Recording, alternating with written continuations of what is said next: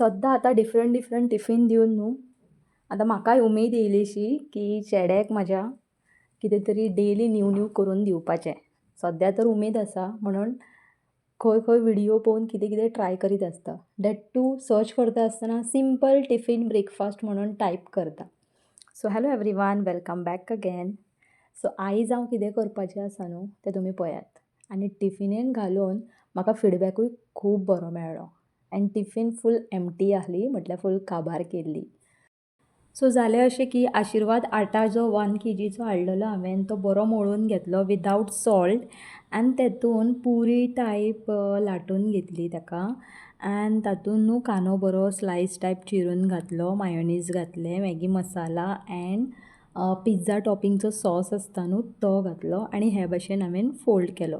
चारूय बाजून फोल्ड करतकूच कितें जाता, जें स्टफींग आमी भितन भरता न्हू तें भायर येयना. आनी हें लक्षांत दवरपाक जाय की ही जी आमी परोठा करतली ऑर चपाती टायप करतली न्हू ती बॉक्स टायप जातली आनी चड व्हडली जावपाना. सो जाता तितली स्प्रेड जाता न्हू तितलीच ती लाटपाक जाय आनी तव्याचेर बरी भाजून घेवपाक जाय. आनी तातूंत न्हू चड अदीकशें तेल घालूंक जाय बिकॉज कांदो जो आसा न्हू तो बरो फ्राय जावन क्रंचीनस येता, क्रिस्पीनस येता. ती खावन न्हू वेगळीच मजा येता सॉस भर. सो 2 परोठा हांवें म्हाज्या चेड्याक करून दिल्ले. देन ताज्या बर ताका सॉस दिल्ले. हेज्या बर न्हू आमी वीथ धही खावंक शकता, वीथ चटणी खावपाक येता, नो इश्यूज. सो हे सगळे टिफिनाचे वायंड अप जातकूच टिफीन बरी पॅकअप करून दिली. एंड वॉटर बॉटल बीन ताजे गरम उदकान भरले आनी वॉटर बरो क्लीन करून घेतलो. मागीर म्हटलें आयज म्हाजी हॉलिडेच आसली त्या कारणान हांवें तेन्नाचे तेन्ना करूंक ना. पीठ मळलेलें आहलें बट अशें चिंतून दवरलेलें की जेन्ना भूक लागतली न्हू तेन्ना गरम गरम लाटून भाजून खातलें म्हणून. सो आयज न्हू चेड्याक हांवें सांगलेलें डॅट जें कितें तुजे बॅगान बीन आसा तें रिचॅक कर आनी फूल बॅगान घाल. ताणें घातलेलें देखून बट हांवें परतून सगळें काडून रिचॅक केलें. काल रातीक हांवें ताका सांगूनूच दवरलेलें की बाबा फाल्यां डॅडा नासतलो, कामाक लागून भायर वयतलो तो. सो सकाळीं उठयतकूच रोखडो उठ तूं म्हणून आनी ताणें तशें केलें बीन. बट हें तुमी पळोवंक शकता बिली आमकां येता वयता वाटेक न्हू चाळीत रावता, म्हटल्यार बेश्टी कळ काडल्या भशेन करता आनी पळटा तें. मागीर आमचें सगळें रेडी जातकूच एक 10 ते 15 मिनटां ऑलरेडी आसलीं आमच्या फुड्यान. सो बेश्टीच सकयल आमी पासय मारपा लागलीं. आयज तेजो न्हू ड्रॉइंग एंड क्राफ्ट पेपर आहलो which was very interesting to him. Favourite म्हणोंक शकता भुरग्यांचें. सो जें कितें तेजें कितें म्हणटात तें कार्डबोर्ड आहलो, रायटींग पॅड आहले ते बीन बॅगान घातले आनी भायलो वातावरण तुमी पळोवंकूच शकता. आनी सकयल न्हू आमच्या नेबर्सांनी कुंडी हाडून दवरलेले ताका 3-4 फुलां लागलेलीं. सो ती हे पळय तुमकां तुमच्या वर शॅर करता. आनी हे सगळे जास्वंदीचे बीन आहले ते हांवें काडून हाडले देवाक घालपाक. आनी एक बारीकशी पासय मारली आमी. आनी हे पासय मारता आसतना न्हू आमी बेश्टे एक एग्जामीचे बीन अशें उलयताले की रिचॅक कर, सारकें कर, बरे भशेन कर. कित्याक ताका फीश आहलो ताका जस्ट स्टीक करपाचें आहलें कितें कितें.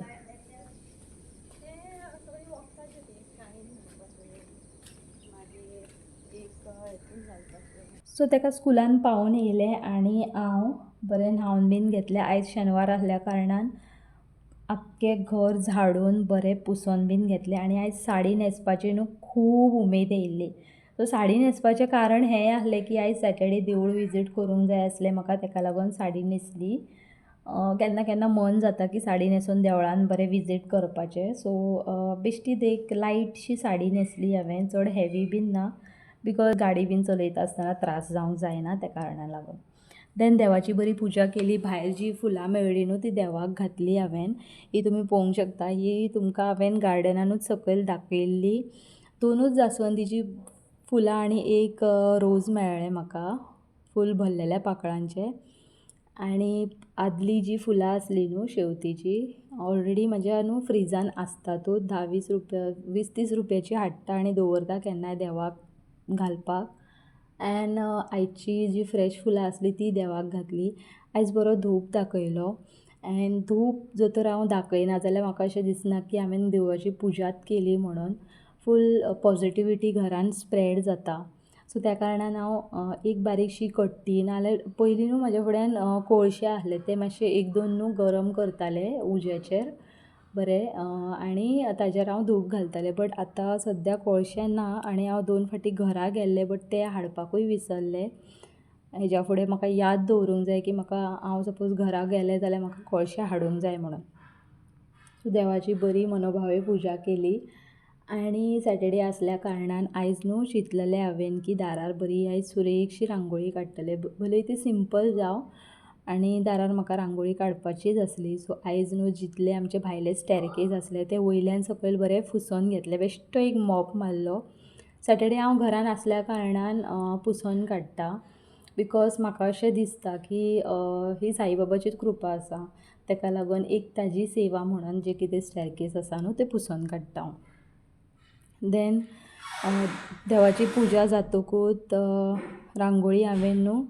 पोतयेनूच दवरलेली ती काडली आनी दाराचेर रांगोळी घालपाक येयली फक्त सादी सिंपल एक बॉर्डर डिझायन काडली आनी तुमी सायडीन पळोवंकूच शकता दिवो दाखयल्लोच आसा दारा कडेन आनी अशें ना कंपलसरी ना की दिवो थंय दवरूंकूच जाय बट म्हाका अशें दिसता एक एंट्रन्साक दिवो दवरपाचो म्हणून हांवें तो दवरलो पर्सनल कांयच अशें रिजन ना की कित्याक लागून दवरता बीन अशें कांयच ना बट येस हांवें खुबशे रिल्स आनी शॉर्ट पयले ते केरला टायप लोक आसता न्हू ते लोक अशे दिवो एंड धुपाणे बीन अशें दवरता ताका लागून बारीकसो धुपाचो जो हें आसलो काडी टायप आसली ती पेटोवन बीन दवरलेली आनी बरें दिसतालें एक एंट्रन्साक हें पळयतकूच सो रांगोळी घातली सिंपलशी आनी घरान येयलें आनी कालचे जितले बीन कपडे आसले न्हू ते घडयो मारून दवरलेले हांवें बसोन बरें सुशेगाद साडी न्हेसच्या पयलीं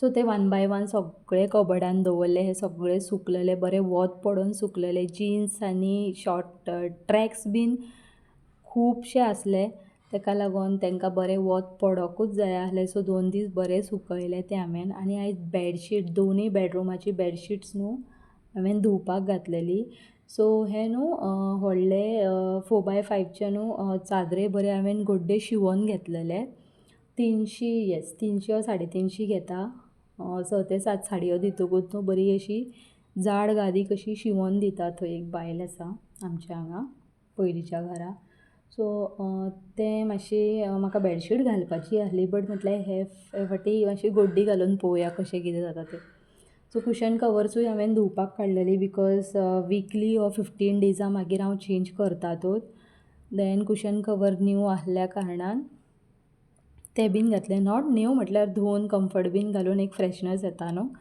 सो ते बीन बरी कुशन कवर घातली आनी कुशन्स बरे जाग्यार दवरले आनी एक फावटी न्हू बेड बरें अशें क्लीन जातकूच अशें दिसता की आतां मातशें बरें पडोन रावपाचें रिलॅक्स जावन बट कामाय भरपूर आसली सो वॉशींग मशिनान जितले बी बेडशीट्स घातलेले हांवें ते बीन वॉश जावन येयले सो बेडशीट्स आनी कपडे बीन जितले आसले पळय ते बरें सुकोवपाक दवरले आंगा वयले जे कपडे आसले म्हाजे लायक ऑफिशियल कामाक वयता आसतना घालता ते हांवें हातीन धुल्ले कम्फर्ट बीन घालून आनी आयज न्हू घोव सुकोवपाक दवरलेले बाल्कनीन बिकॉज बाल्कनीन आयज बरें कडकडीत वत येयल्लें बट जशी अशी वरां वचपाक लागली 9 9:30 जालीं न्हू तेन्ना तें वत गेलें सो ताका लागून चिंतलें हांवें आयज टॅरेसार घालपाचें सो तशेंच घेतलें आनी टॅरेसार घातलें मागीर हाडपाक वयता दोनांक म्हटल्यार तुमकां सांगू अक्षरशा 15 ते 12 कबूतर आसले आनी ते घोव खाताले म्हाका दिसता 1 किलो तरी तेंच्यांनी खावन मेकळे केले आसतले